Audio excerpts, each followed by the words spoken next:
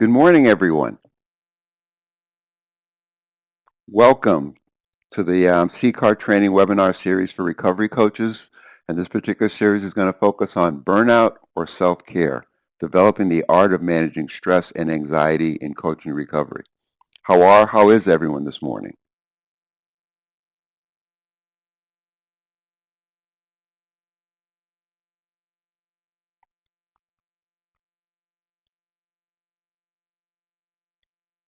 Good morning, Blair.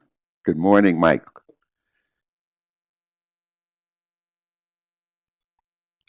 Good smile, Pat. Mary Pat, good morning.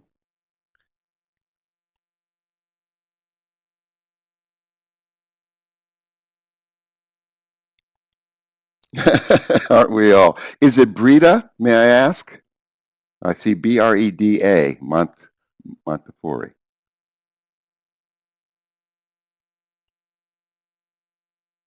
Excellent. I don't want to make a mistake. Welcome, Brenda, as well. It's great to have you all here.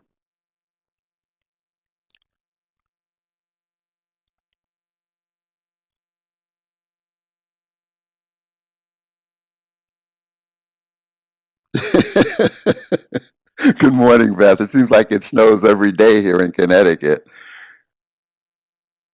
I'm ready for spring. And excellent.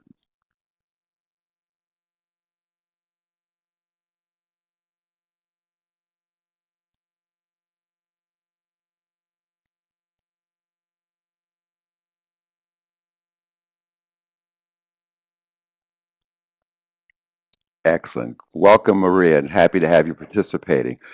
Just as an awareness, as we move into this piece, we're speaking about burnout or self-care. And if any of you have ever been Recovery Coach Academy with me, I talk about this being one of the soapboxes that I like to stand on. You know, when we talk about self-care, it's in day 5 of the Recovery Coach Academy, but clearly to me, it's a critical part of who we are and what we do as recovery coaches. And I hope that'll come through as we move through this particular webinar. Also, if you look at the April 6th webinar schedule, we've got a piece that speaks about SMART goals and wellness to support self-care. And what you will experience today is an opportunity to look at your own self, your own self-care, and the stress that may be related to who you are as a human being, making your best effort to live well in a difficult world, as well as your ability to learn the skills of self-care so you can share those with people that you are helping. For me, it's all about being learners, doers, and teachers. And I hope that comes through today in our discussion. And again, hopefully this will be a discussion. I'm going to offer you some resources that have been helpful for me in my 30-odd years of making an honest effort to help others. And we'll see how it works for you. So let's move on. Burnout or self-care, developing the art of managing stress and anxiety in coaching recovery. Over the next hour, we're going to cover something called a stress coping outcome model that I was exposed to through my social work training, and I think has a great application to the work that we do as recovery coaches.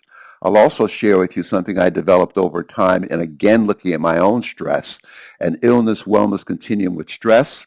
We're going to take a peek at signs and symptoms of stress and anxiety. Again, you know, learning is finding out many times what you already know. And I'm not looking to surprise anyone with this information, but I'm going to make an effort to bring this information to light so that you can really focus in on developing your own art of managing stress and anxiety in both coaching recovery and in living recovery. I'm going to share with you a piece that asks you to make an effort to assess how well you are coping with stress. And off of that, we'll build a look at what I have utilized in my own developing art of coaching recovery, a piece that I use the Serenity Prayer as a resource for coping with and managing stress and anxiety. And again, when we look at that April 6th webinar, I would suggest if you're going to be a part of that webinar, that you really think about through the course of this particular webinar, identifying goals for yourself to better manage your stress and your anxiety. And after that, we'll have a review of the session and a closing. Any questions about where we're going? Any comments about where we're going so far?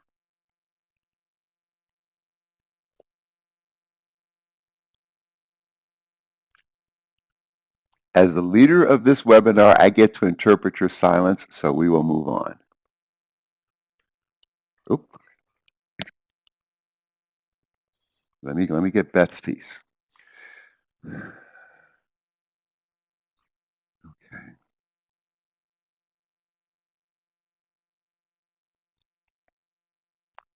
Nope. Thank you, Beth. Okay. Let's review recovery coaches' roles and functions. And please excuse me for the typo in spelling functions. I just found it this morning. I'm usually a better speller than that, but that's okay. As recovery coaches, our roles and our functions include being personal guides and mentors, being lifestyle consultants, being truth tellers, resource brokers, allies and confidants, problem solvers, motivators and cheerleaders. And for me, this speaks to my being responsible for learning, living, and leading a way of living recovery or living wellness. If I'm not someone in recovery, I'm seeking to live wellness. If I am someone in recovery, I'm seeking to live recovery that speaks of wellness. And another role that I see myself as having as recovery coach is supporting recoveries and learning about stress and anxiety management. If you look at the stages of recovery, in that stabilization stage, it speaks to learning about stress. It speaks to managing anxiety. And this is clearly the piece that we want you to think about, to focus in on, and have a clear sense of how this works in your lives, because it's very difficult to give to someone else what we haven't given to ourselves. Any thoughts or comments about this introductory piece around our roles and functions as recovery coaches and the impact and the power of understanding and practicing our own self-care to overcome and combat burnout? Any thoughts or questions so far, folks?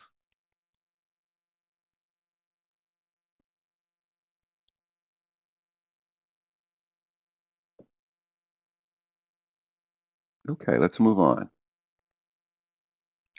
Take a look at this diagram. Whenever I show an image or a diagram, I suggest that people image in. When I talk about image in, take a look at it for a minute or so. I'll give you a minute or two to just look at it, think about it, and then share with me what you see.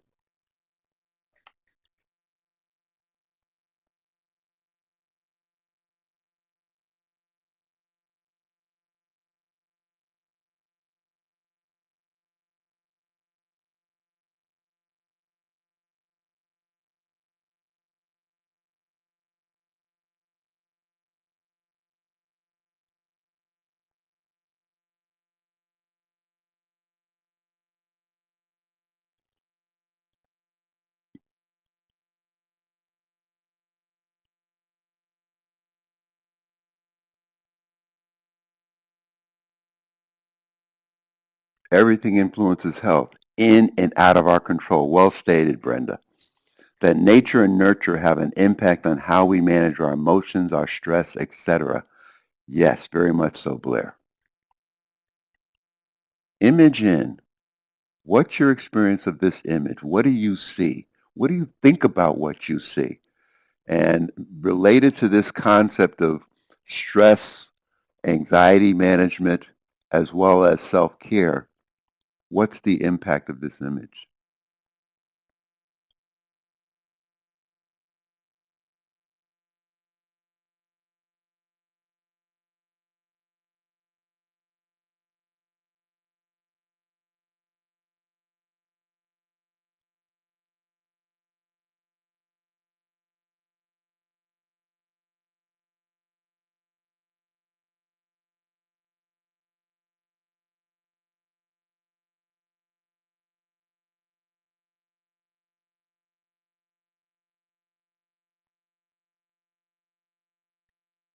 I've got Maria typing. And Blair, as Maria's typing, when you talk about nature and nurture have an impact, could you expand upon that? That's one of those concepts we hear a lot about. What does that say and mean to you? Nature and nurture have an impact. Maria states it shows that the three factors that we identify as a part of our wellness, clearly, internal, external, and in many ways cultural. Well stated, Maria.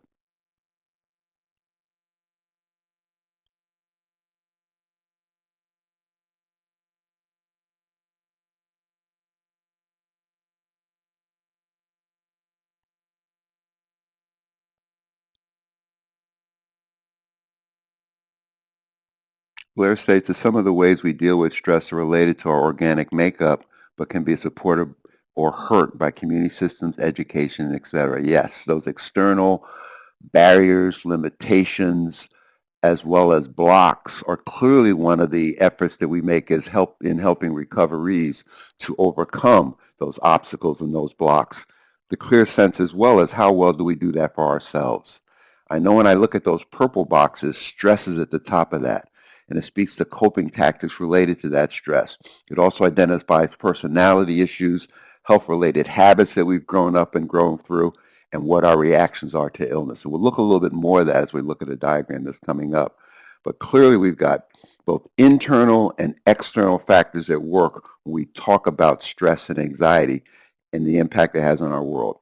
That figure in the middle speaks to physical health and illness, and we really want to tease that out and understand it.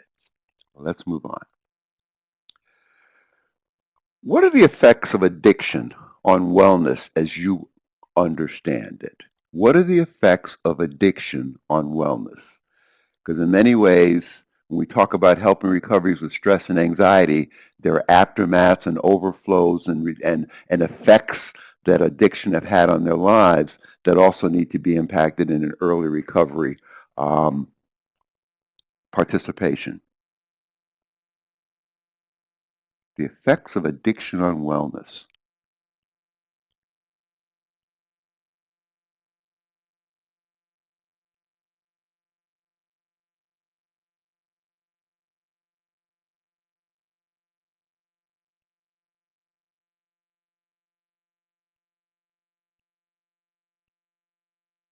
Multiple attendees are typing. Love it. I love the interaction.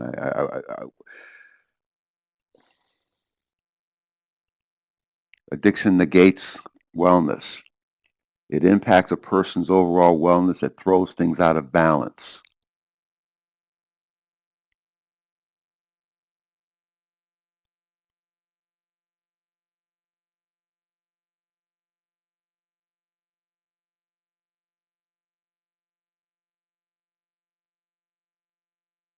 The effects of addiction on wellness. Draw upon experiences that you may have had or people that you make an honest effort to care about or help have had. What have been the effects of addiction on wellness? We want to understand that going in so that we understand what we're working with and working out and working on.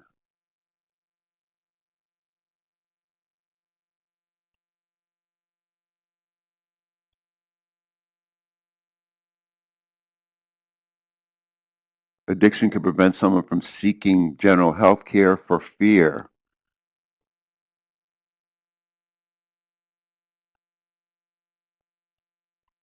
It can limit one's access to supports because of related stigma and or underfunctioning of the addict.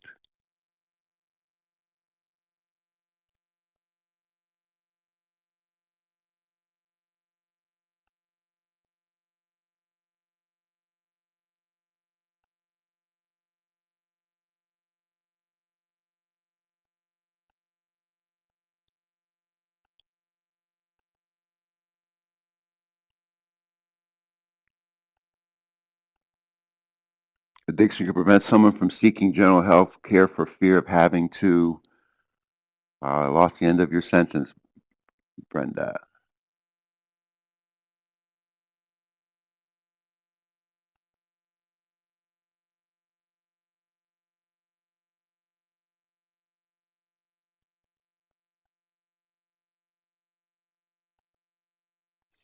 Anchor states it affects our medical, physical, emotional, and spiritual wellness.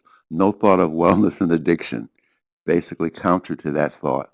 It's more of a focus on illness or almost for me, I became very much enmeshed in dealing with the illness, dealing with the problems. Mary Pat states it blocks the ability to recognize wellness, illness, the ability to cope, to consider solutions. Yes, you'll see as we move forward, I really buy into that, Mary. It blocks our ability to recognize.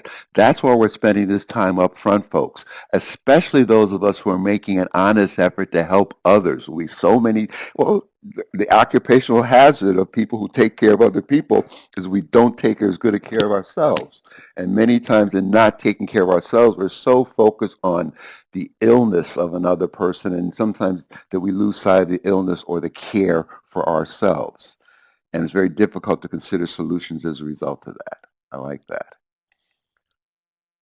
Addiction impairs the ability to care for self, as Mike states. Addiction consumes the individual, and any efforts towards taking care of self are reduced or stopped completely. Do we agree that statement clearly, for those of us in recovery, impact our ability to care and help other people as a result of not taking as good a care of ourselves? Absolutely, says Beth. Brenda says it divulges their secret. Nice work, folks. I'm appreciating you. Absolutely. Excellent. So as we think about the effects of addiction on wellness, please take a moment now to personalize this concept. What were the primary effects of addiction on your own wellness if you are a person in recovery? And again, we're all in recovery from something many times we think about. What have been your own the effects of addiction on your own wellness, and how well have you begun to overcome those in your own process of taking your own recovery seriously, in your own process of hopefully some self-care, in your own process, as I call it, turning your life over to care? What are and I don't want you to verbalize those or write those at this point, but be in touch with what are your own personal effects of the addiction on your own wellness, because that's going to help us to begin to build towards those goals that we want to identify through this process. Let me move to another slide that gives you some more information. I love this slide. It speaks to the effects of addiction on wellness. Image in on it. Give yourself an opportunity to absorb the information in this image, and then help me to hear what you see. And as you absorb it, also have the courage, and again, this doesn't have to be a public statement, but have the courage to identify some of the effects of addiction on wellness that are identified here that you may be continuing to address at this point in time in your lives. What do you see? What do you think about what you see? And what is the effect on you?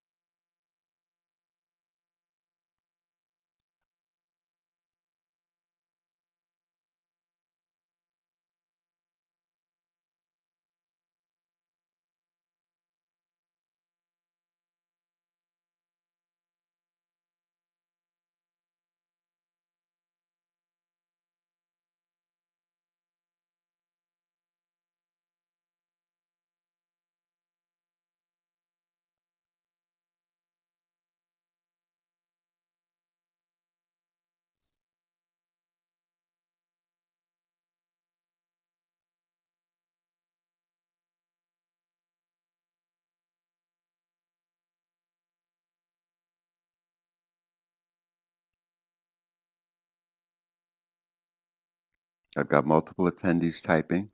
It'd be great to get a sense of what people are thinking and seeing.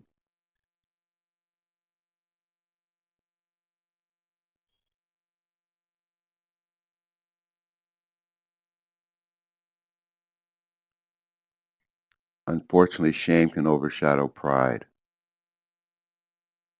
I agree, Brenda. For me, I think it was 7 years into my own recovery, there were still blocks, and I began to appreciate that those blocks were the issues of shame. that were so much a part of my life. Guilt says that I did something wrong. Shame said there was something wrong with me. And appreciate that's not a concept of feeling well. That's a concept of continuing to feel ill and continuing to feel less than. And that clearly impacted. Mike says this sums it up perfect. I can see all of these impacts on my life and addiction and my recovery process becoming to learn how to change, reverse these negative effects. I'm right there with you, Mike. I mean, for me, that's what makes this such a potent image. It allows me an opportunity to sometimes, sometimes we don't know what we don't know coming into a wellness or recovery process. And we have to, I think there's an opportunity to make a commitment to learning so that we can understand the processes that have brought us to where we are so we can begin to enhance and engage in processes to take us beyond. Beth says they all seem devastating, but that spiritual toll addiction takes eats you from the inside out and shivers me to my core. Well stated, Beth. Well stated. And I appreciate bringing that spiritual component in because it really helps me to lock into the concept of developing a system, a value system, a belief system, an opportunity to get beyond what I wanted to be my existential emptiness and make connections that work. I respond to the concept of existential emptiness, Blair states.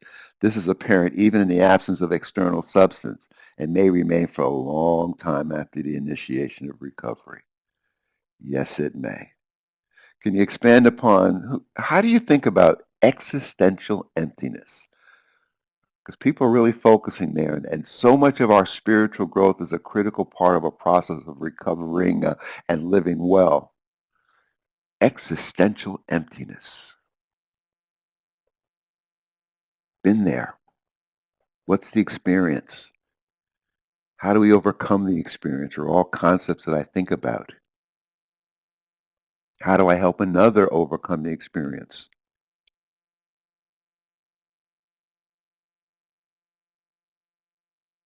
A feeling of complete disconnection. How do I reconnect? The inside package looks great, but the outside package looks great, but the inside is devastated. Nice descriptors, folks. I'm going to use these. Well stated. Am I deserving? There goes that shame stuff that impacts me so much, Brenda. Outside package look great. I like that. Sometimes it's about finding purpose. Clearly. Complete helplessness. I lend my hope and strength to recoveries. There was a point, Beth, when I first started talking about helping a helper, and you know me, I like acronyms. Help became a humble effort to lend power. And when you describe lending my hope and strength to recoveries, I'm right there with you. A humble effort to lend power. But prior to my humble effort to lend that power, I have to learn and live that power. And for me, that's what this webinar gives us an opportunity to think about. With the effects of addiction on wellness as they are, how well are we developing our own art of living wellness? How well are we developing our own power to overcome, to impact the effects of addiction on wellness? And then once we've found a way to learn how to do that and learn how to live that, how do we lead it? How do we offer it to other people? And again, this diagram just captures for me the holistic nature of a recovery process. If we're going to move beyond addiction to wellness and recovery, it's a holistic process that includes all of these elements, as we talked about before. Beth says, I really like what you said about guilt versus shame. This is a common theme with people I work with and something I continue to overcome in my own process. I'm right there with you, Beth. John Bradshaw helped me a lot with this work. I think it was a good 7 years into my process. I think as was mentioned earlier, Blair mentioned, I was disconnected. My spiritual self was hurting very much, and that disconnection was really related to issues of shame. When I talk about stress, so much of my stress was a result of the shame in being who I was in the world. Not only the relationship that I was having with alcohol, but also the lack of relationships I was having with other people. So yeah, the ability to overcome that process is an ability to overcome shame. Great. Can we move on?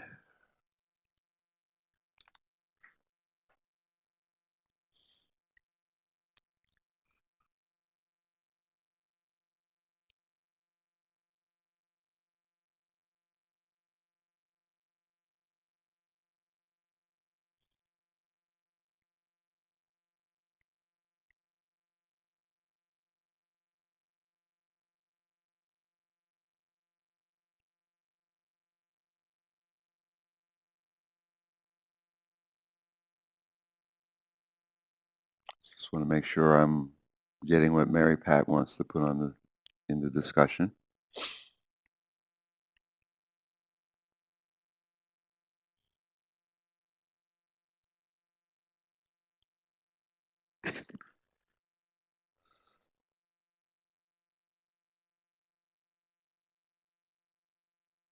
Again, folks, I love this diagram. And again, everything that I'm sharing with you, I share with people I work with.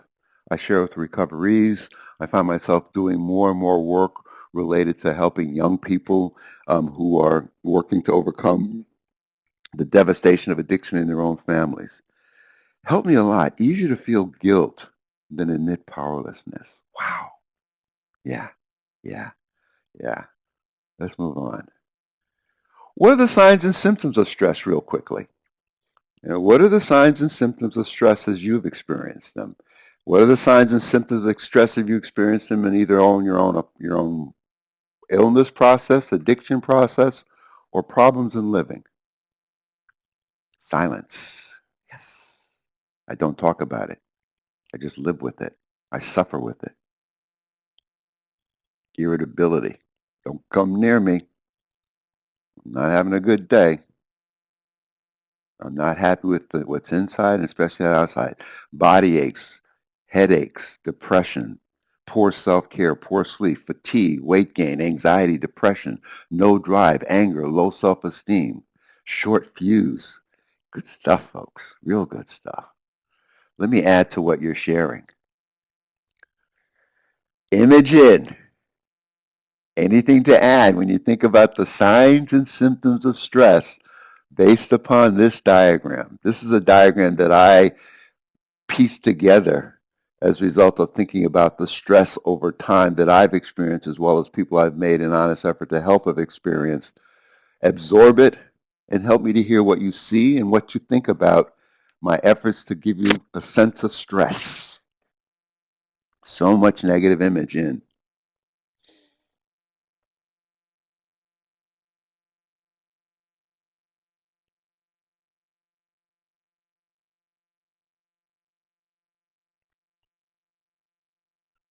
So many elements and types and ways of living and being stressed and in stress.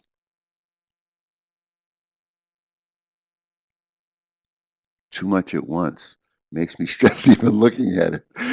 Yeah, and yet I got to be open to paying attention to its heart and meaning for me because this is my life. When you think about it, one of my favorite sayings is this is a nice picture of how do you function functionally in the dysfunction of the world. And so much of this stress is painful and it's fear producing. And when you think about dysfunction, I think about dysfunction as, you know, living with pain and living with fear. Yeah, welcome to United States 2015, Blair. This is my concern. That one right there in the middle, kids and stress. My mother, and this isn't blaming her or judging her or my father. However, my mother, who was a primary educator in my family, died at the age of 46 years old. And when I think about that relationship, she did not teach us how to manage stress very well. Her way of managing stress was to drink and get drunk and get angry. Anchor says sometimes the constant chatter in my head is stressful. It certainly can be. It is overwhelming, Denise. And again, it is United States 2015. And so then we add to our own plate this whole concept of helping other people to manage their stress. The issue becomes, how well are we managing our own? How well are we doing with what you identified clearly can be a very painful, energy robbing, impactful relationship that we have with stress.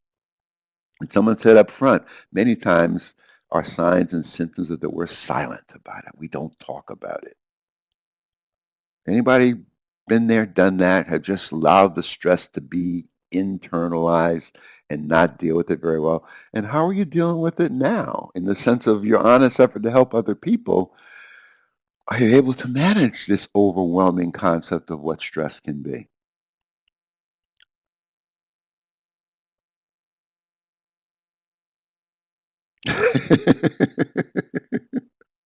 Oh, yeah. Some days are better than others. What makes some days better than others, Mike? Helpful to surround self with good people. How does it help to surround self with good people? Yeah, yeah.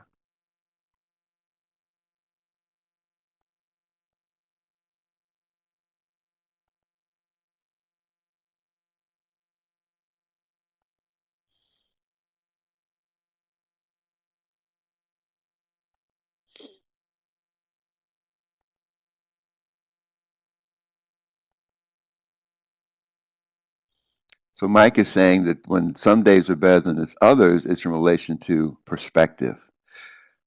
And we're gonna speak about perspective. But when you speak about perspective in relation to some days are better than others relative to stress, Mike, what are you saying that perspective, talk to me about perspective in relation to managing and overcoming daily stress.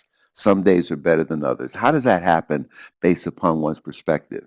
Denise posits that it's helpful to surround self with helpful people. I agree. You know, any law, the critical part of change is to have a healing force, people around us who care.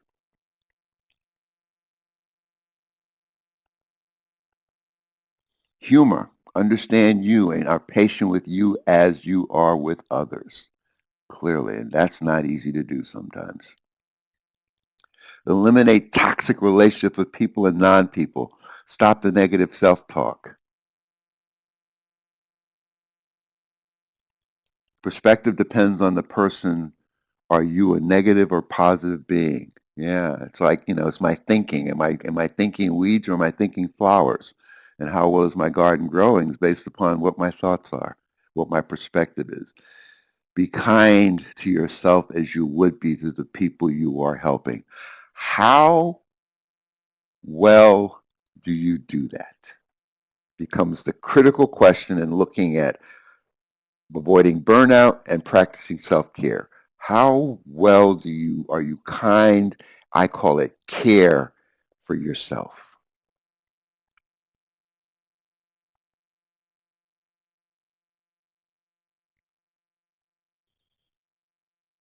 I take time for self-care. I have better perspective on how to handle stress. When I practice stress, I handle it better. My perspective on that happens better. And as Brett that says, it's a process. Cool. Let's move on. Another image of stress. I think when you talked about the signs and symptoms of stress, many of you have already identified many of these. Just take a look at it, absorb it. Again, these are slides you'll be able to take away with you. And again, folks, these are pieces of information that I offer to people who are making an effort to help, to better understand what we need help with. As you move along in this process, you might identify some places where you've got work to do. That's where the ability to do the next seminar comes in, where we talk about SMART goals and wellness to support self-care. I hope this discussion, these images are helping you to zone in on some of your stuff. Remember, the third leg of the wheel in the Recovery Coach Academy is managing and discovering your stuff. No more important stuff to manage and discover than stress and how stress impacts our lives and our well-being. What are the signs and symptoms of anxiety, may I ask?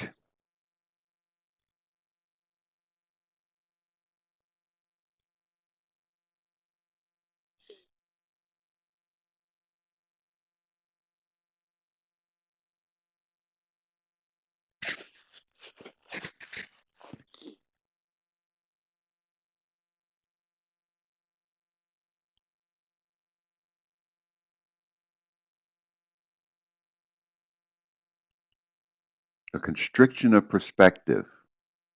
Expand on that for me, Phil. A constriction of perspective.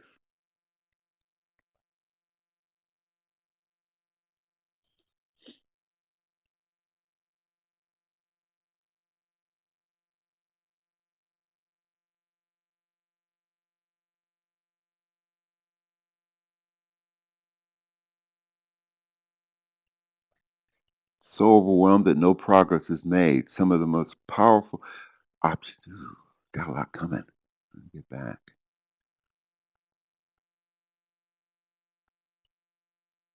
A constriction of perspective. Anxiety is sweat, anxiousness, paranoia, germaphobe. Oh yeah. Wife, jobs, recoveries, my boss, my responsibilities, not enough time in the day. But if I take time for self-care, I can have a better perspective on how to handle stress. Voila. And yet, there's a challenge to being able to do that. I get so much anxiety in my head versus anywhere else.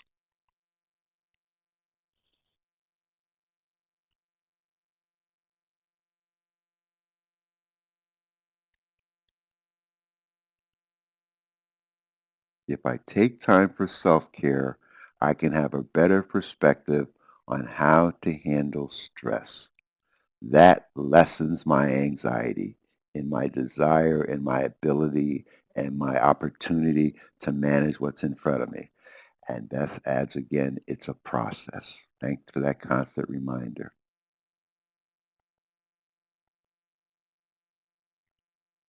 So overwhelmed that no progress can be made with anything, even the little tasks.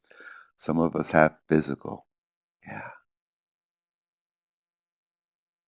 I've gotten a greater and greater appreciation for anxiety as I speak more with people around it, about it. Um, and again, I think that's why it's a critical part of the stabilization stage one of the recovery process. Because, without the ability to manage the anxiety and the stress, it's very difficult to move forward and participate in life in a way that makes sense. Some of us have physical symptoms like nausea, diarrhea, increased blood pressure, and heart pounding. Well stated. Thank you, Denise. Let's look at some of them. Anxiety. Image in. Experience the image. Help me to hear what you see, what you think.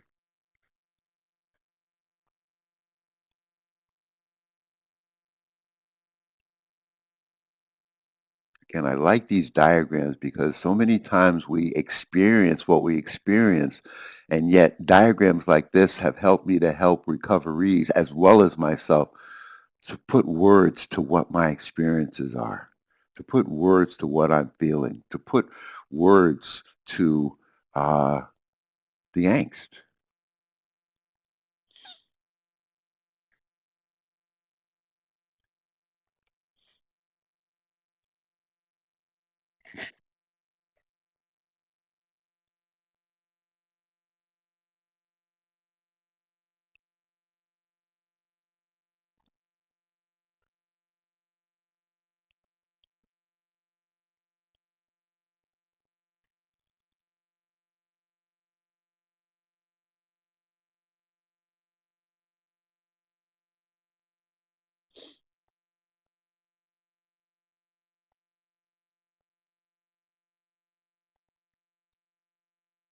Oh, Mary has a blank screen. I'm not sure what happened there. Hypervigilance, options, connections, alternatives. See symptoms of depression, add a flood.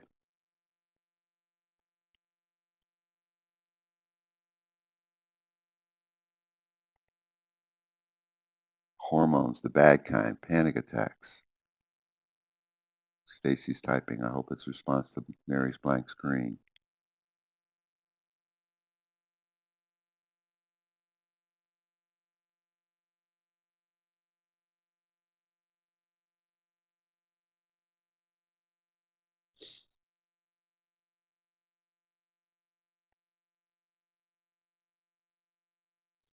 Fear stands out to me. Gotcha, Mike.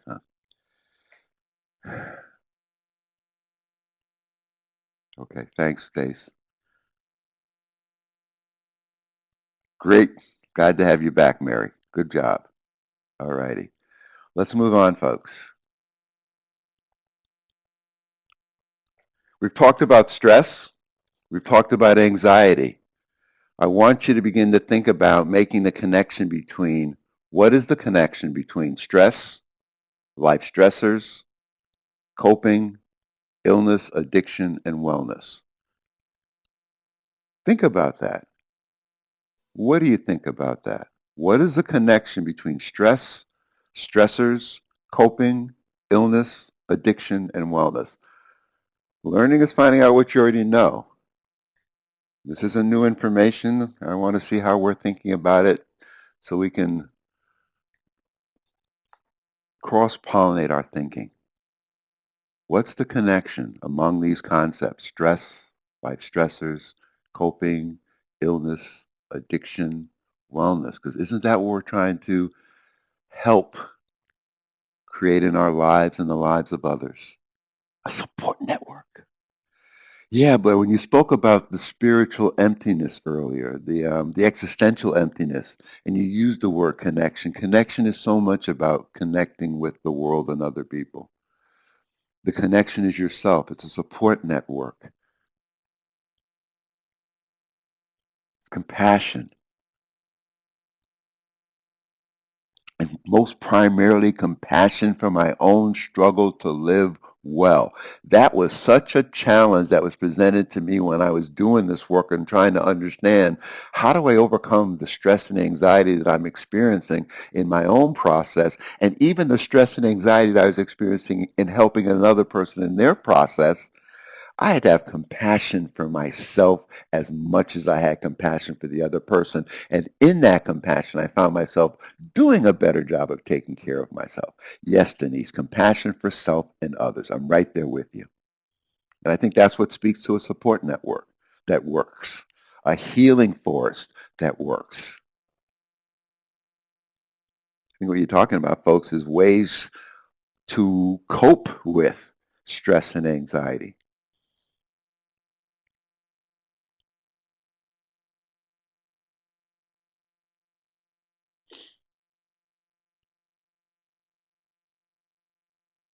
A recovery coach should be able to mentor and model a sustainable self-care program similar to the connection established via lived experience of a prior life. Well stated. It's going to happen. Pre-planning can benefit younger generations get through it healthier. I agree, Brenda.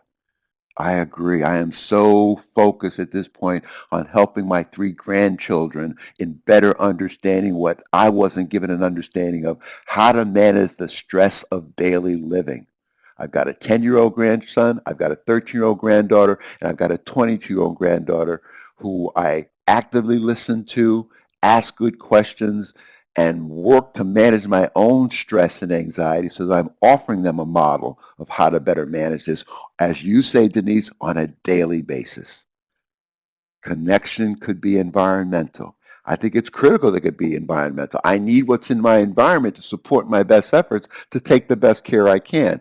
In the work that I did on racism of the well-intended, the ultimate lesson that I learned was that as much as I was overwhelmed and overcome by myself as a racial being in this society, it was my responsibility to turn my life over to care in response to that stress of being different. So there's a connection of it being environmental. And there are other examples as well, especially when we talk about environments that are so fear and anxiety producing. How do we function functionally in dysfunction? Yes. Let me share with you another image that I developed. Well, let me get Mary first. That speaks to this connection. As I think about this connection between stress, life stressors, and coping, illness, addiction, and wellness, again, as I was thinking about this in relation to my own process, wow, you just made my day. I do take the time to listen, ask questions, and have patience with my grandkids. That's what I wasn't able to do with their parents. I hear you, Mary.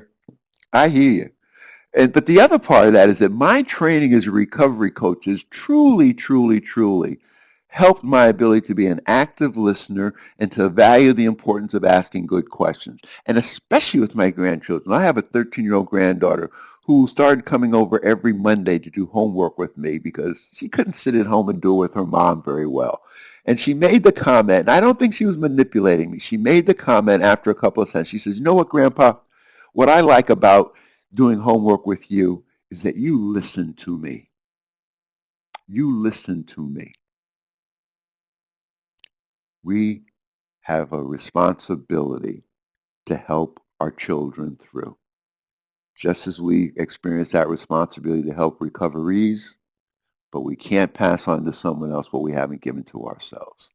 A part of my effort to better give this whole issue of stress management and stress control in my own life, it comes as a result of some work that I did. I went to School of Social Work, and a woman named Carol Germain had a valuable impact on me, and this is a diagram that comes out of her work. She identifies stress as being our life stressors. And then there are two opportunities for coping. There's a maladaptive and ineffective coping that creates illness and addiction, and there's an adaptive and effective coping that creates wellness. Can you see this, folks? Think about this image. Think about this concept. Again, this comes from Carol Germain's work. She calls it the life model of social work practice. And for me, the life model of social work practice clearly takes in consideration you have a person, you have an environment that that person lives in, and we make an honest effort to help the person to make the best fit within that environment. And that's where this piece comes from for her. And think about, as recovery coaches, that's what we do. We help people to make the best fit. We help to remove obstacles and blocks to their process of change and their process of recovering. Stress, coping, and outcomes. Any thoughts on this diagram?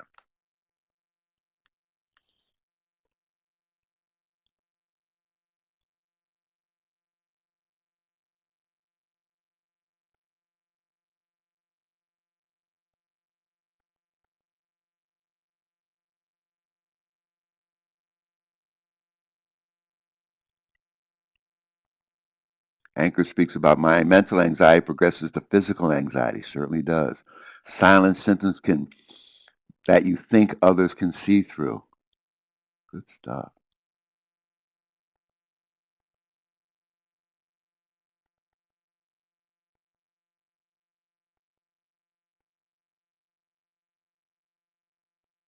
Some of the ways we deal with stress, Blair says, are related to our organic makeup, but can be supported or hurt by community systems, education, etc. I think that might be something I got along with. Go. Okay. Let's go to the next diagram, which expands upon this one. We got the stress, coping, and outcome image again. And I speak to this more and more. When something is a challenge in our lives, it's when we believe we have the personal and environmental resources to master it in spite of its stress. When something is stress in our lives, the internal, physical, or emotional responses to a life stressor that exceed one's perceived personal and environmental resources to cope with it. So it's a challenge when I think I've got what I need inside of me and outside of me to manage, and it becomes stress when I don't feel that either one or both of those are not present. A life stressor are things like life transitions, events, and issues which disturb the level of the person-environment fit, or a prior state of related adaptiveness, a favorable person-environment fit that supports human growth and well-being and preserves and enriches the environment.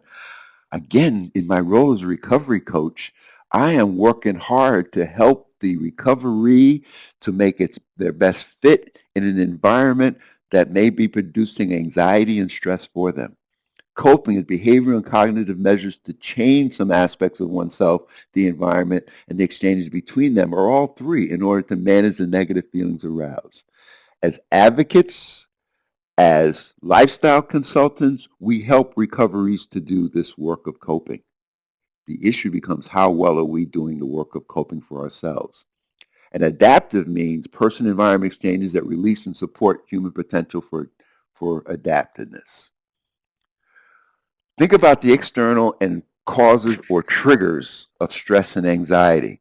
And think about the external causes or triggers Internal and external. Let me give you that image, and I want your response to what you see. Internal and external.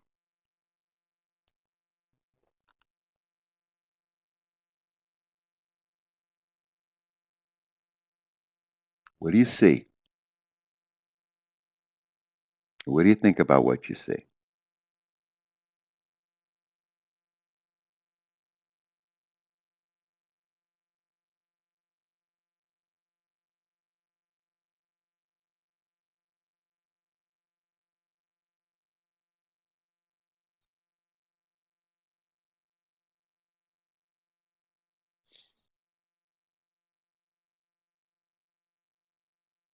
A vicious cycle or vicious circle.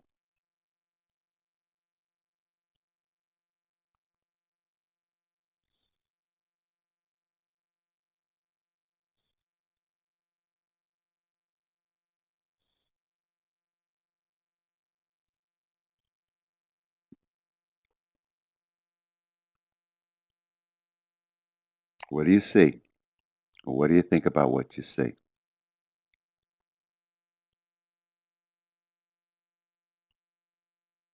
External is life. Serenity prayer helps internal.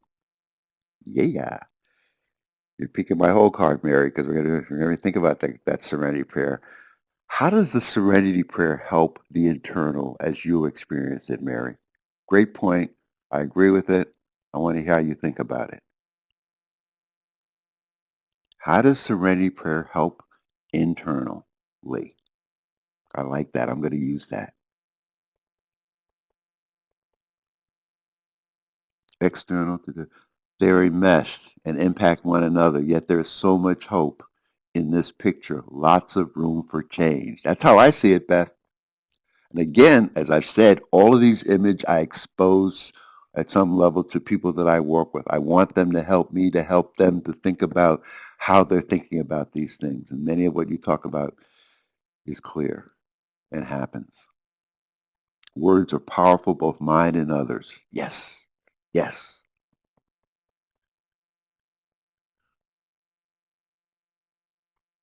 As you, of all the external can be addressed with perspective, if I recondition my mind internal, I can better cope and deal with external triggers and causes. So much about how we think, isn't it, Mike? How we think is a critical part of it. I can live in the question and stop the chatter.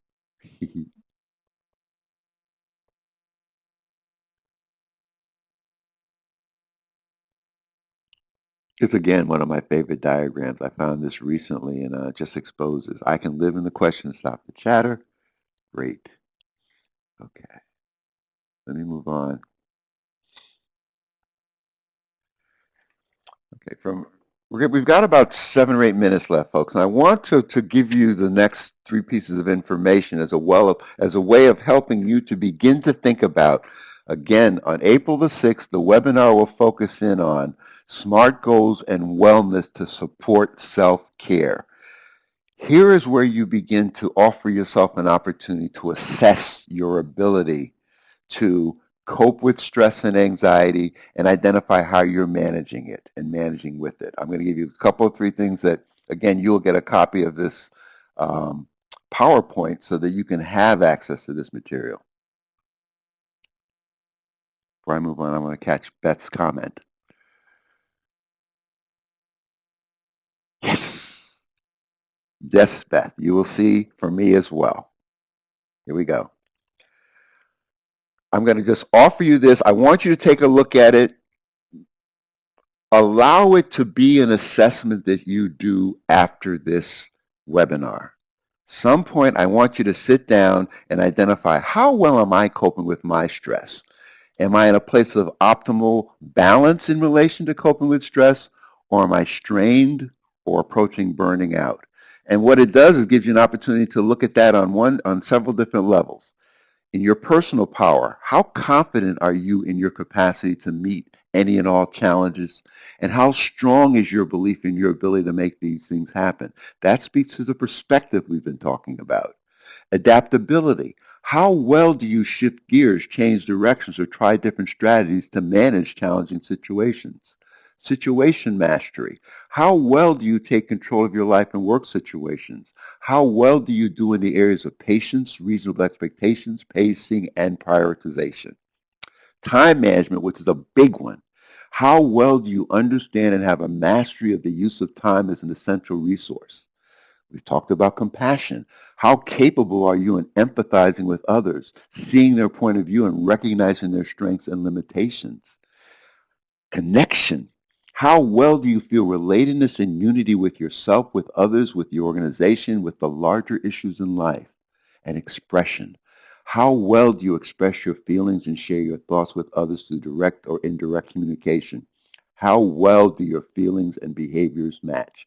On both sides of that middle column, on the left and the right, are some opportunities to circle some words or to utilize some concepts that might explain these assessing your current coping. I'm going to leave this to you unless there are questions about anything that's there. Blair? Questions or thoughts?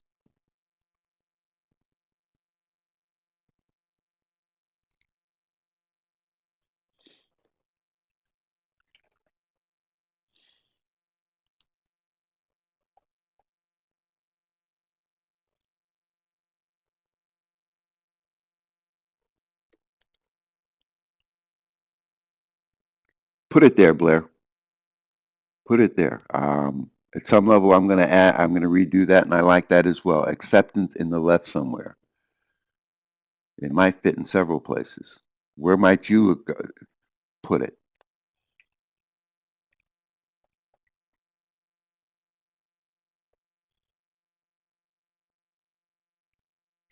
What I'd like for people to do is to really take this as an assessment that you do. Clearly, it gives an opportunity to think about different levels and layers of practicing and coping with life on life's terms. Let me move on. I'm going to share with you right now some of my own developing art of managing stress and anxiety in coaching recovery. The previous diagram that you saw comes from the work, again, of Carol Germain, who I had in social work school, helped me to think about helping people to make their best fit in very difficult, stressful, anxiety-producing environments.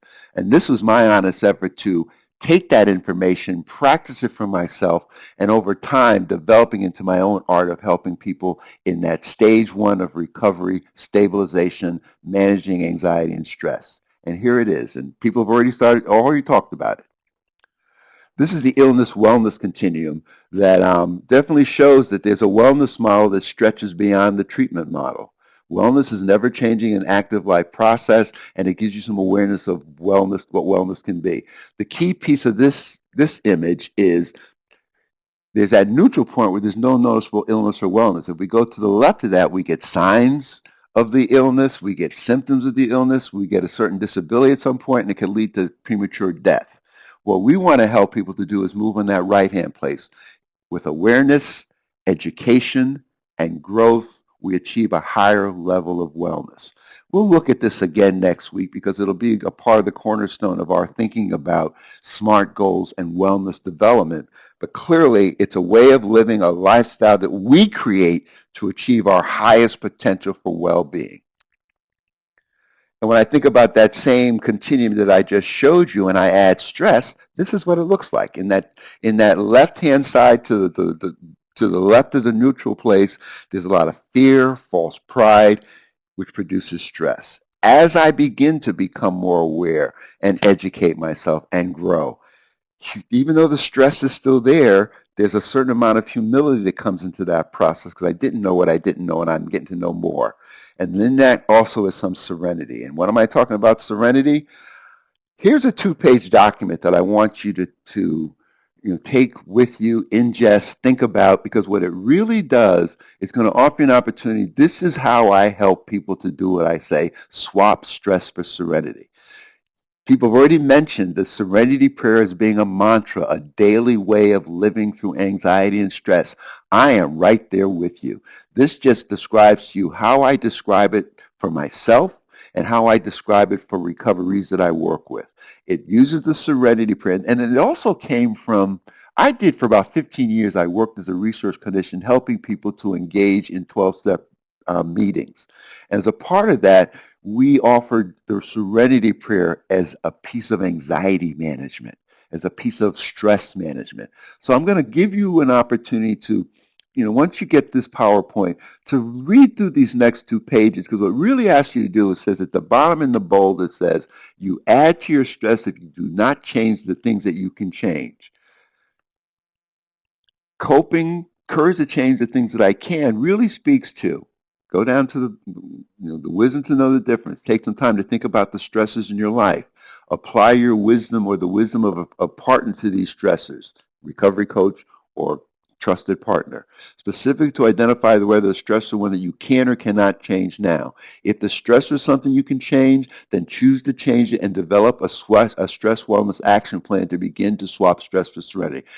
That's what I want to offer you an opportunity to do. I want you to think about, again, revisit this webinar, revisit this PowerPoint, identify the stressors and the pressures and the anxieties in your life, and identify 1 or 2 goals that you would like to utilize to address those. Maria says, I had to educate myself about being well. The Serenity Prayer offers me the ability to stay focused. Me as well. Getting back to your line on, I love to see the word acceptance on the left somewhere. For me, it is all about acceptance, Blair. Accept the things I cannot change and change the things that I can. And acceptance is a daily part of my living, my loving, and my involvement with other people. Any thoughts or questions about this 2-page document? I feel comfortable enough just putting it in front of you because I think it explains what I want you to think about. Again, next month's seminar will be on SMART goals and wellness to support self-care. We are offering you an opportunity at this point to not just think about what this webinar is offering you, i.e., from burnout to wellness and coping, but to begin to action plan around that. If there's no stress, nothing to do. But if there are stressors and pressures and anxieties that you want to address, you'll have an opportunity to begin to tease out some goals and some objectives, and we'll help you to make them smart. Mike says, I really like the examples of things we can and cannot change. This will be helpful for my self-care. Yes, Mike, that's my desire. In offering this information, I hope it helps you as much as it helps me and has helped my own efforts to help other people. Any other thoughts or questions or comments? Again, if there's any questions or confusions about what I'm asking you to do, feel free to contact myself or Stacy. We'll be happy to answer any questions you have. Brenda is typing.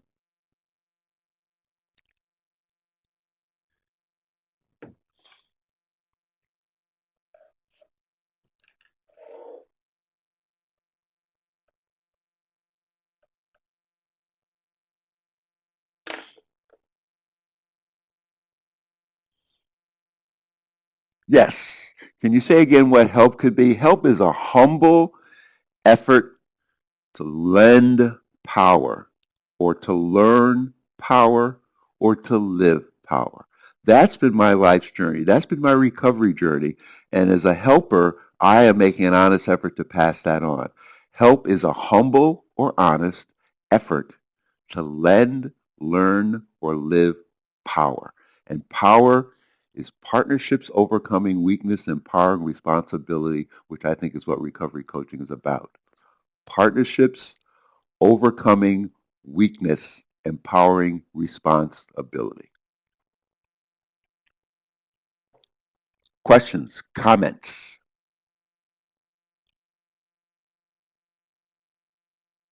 Thank you, Brenda. Thanks for attending and being so involved.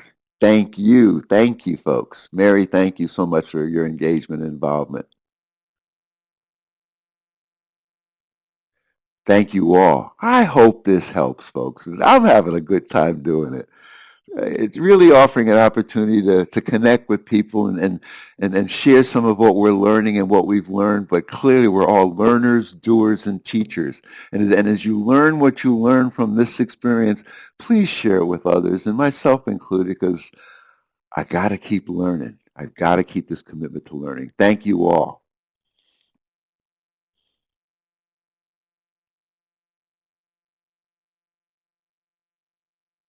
Great. Thank you, Stacy.